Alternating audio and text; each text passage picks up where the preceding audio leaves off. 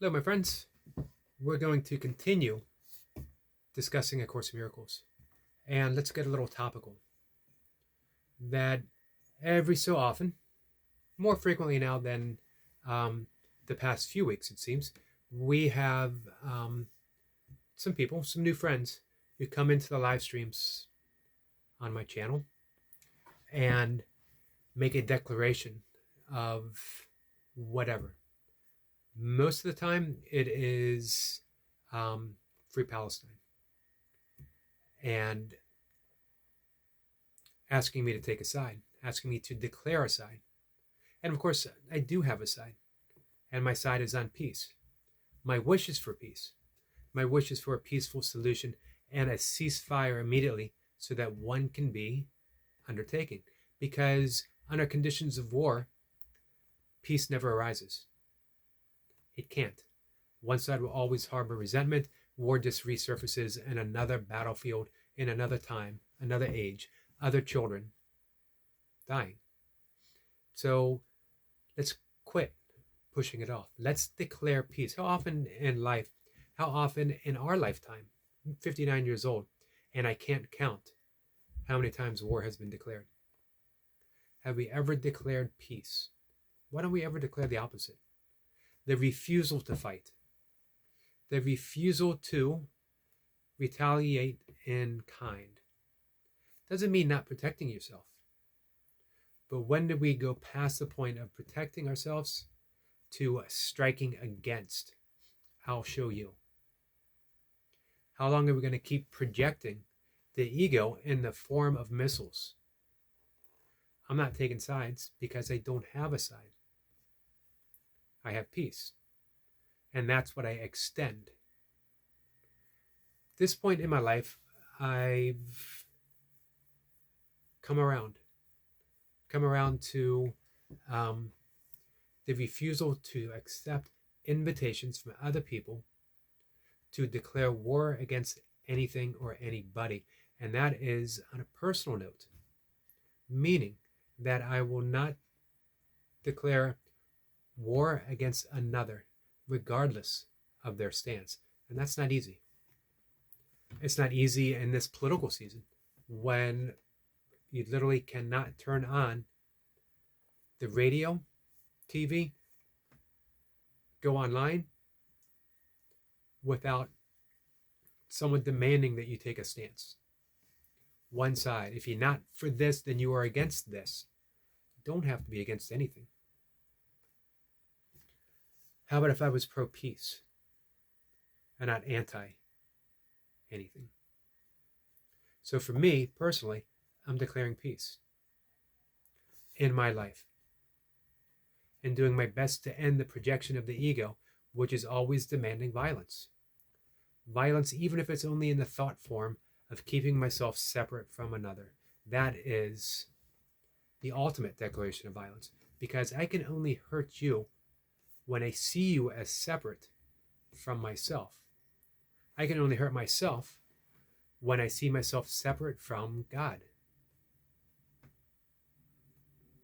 So my own declaration is one of not just peace, one of inclusion. Inclusion leaves no one out. Not me, not you, not the Palestinians, not the Jewish people, not Ukraine, not the Russian people. No one's excluded. Everyone is included because there are no lines drawn in love. And when you extend love, which is who we are, you live without lines. And you got to take that stance. Not an easy stance, especially in light and the face of everyone demanding that you do. And if you don't, you're on the other side. Even though you've just announced that you're refusing to take a side. Don't believe it. Don't believe other people say, if you don't do this, then you are wrong. If you don't believe what I believe, then you are wrong. If you don't act the way I demand you to act, then you are wrong. If you are standing for peace above and only for. You can never be wrong because you are on the side of love. You are on the side of God, the only so-called side that exists. This is from A Course in Miracles. It's chapter 19, the attainment of peace. Here we're talking about the attainment of peace within ourselves, because the only way we're going to have a peaceful world is if we've attained peace within ourselves. The only way. The Course says, do not seek to change the world, seek to change how you perceive the world. And the only way you do that is to heal the fear that we are projecting outwards. We live in a world where fear is possible. We live in a world where war is possible. We live in a world where violence is possible, because all of that is contained within us, and we're projecting it out, and that's the world we live in. Heal that. Heal that within you, and then the world is healed. It's all math. 1.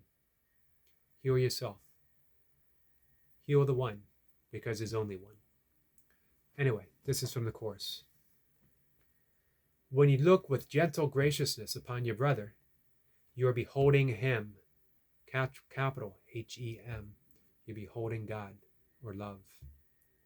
For you're looking where he is, and not apart from him. You cannot see the Holy Spirit, but you can see your brothers truly. And the light in them will show you all that you need to see. When the peace in you has extended to encompass everyone, the Holy Spirit's function will be accomplished. Your mission: look upon others with love, extend only love. Course in Miracles says in the introduction, only love is real. Nothing unreal exists, therein lies the peace of God. That means anything that is not of love, that means every conflict, every war, every act of violence, ultimately isn't real. It certainly is painful, though. How do you heal a dream? One way. You wake up. To wake up is to be ultimately in peace. It's to be in love. Love is all there is.